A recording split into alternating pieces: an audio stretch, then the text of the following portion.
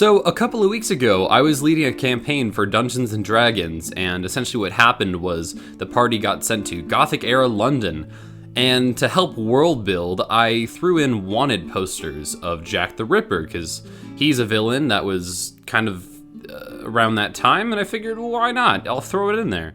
At one point, my party was looking through an old abandoned building where they found a bunch of cultists, and they beat them up and took all their loot. And they refused to give the loot to one of the party members named Seamus. And Seamus was a Sylvan, which is essentially a tree. And they would just make fun of him because he was a really sweet guy and he was a tree. And they thought that was funny to make fun of him. And after telling him that he would get no loot, he went off back to the town. And instead of going to the pub, he decided to go into the townhouse. Now, I had written into the story that Jack the Ripper is in the townhouse. And in this sense, I thought, why not make him somewhat of like a mini-boss? So Jack the Ripper was actually a minor demon character.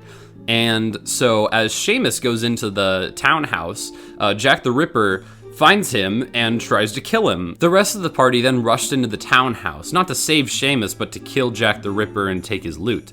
Little did they know that this character was incredibly difficult to kill. It was a pretty strong demon.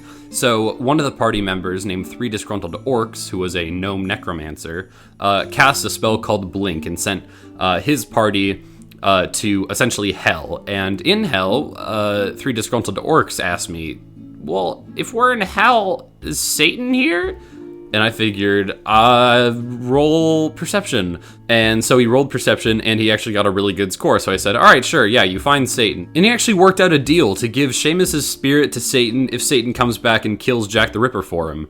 And it worked. Then Satan comes back to the town and kills Jack the Ripper, but also destroys most of the town in the process, leaving Seamus' spirit stuck in Hell. Lucky for them, one of the party members was a priest and used a resurrection spell to bring him back. So Seamus came back, being aware that his entire team just sold his soul to the devil so that they would kill Jack the Ripper so that they could get loot.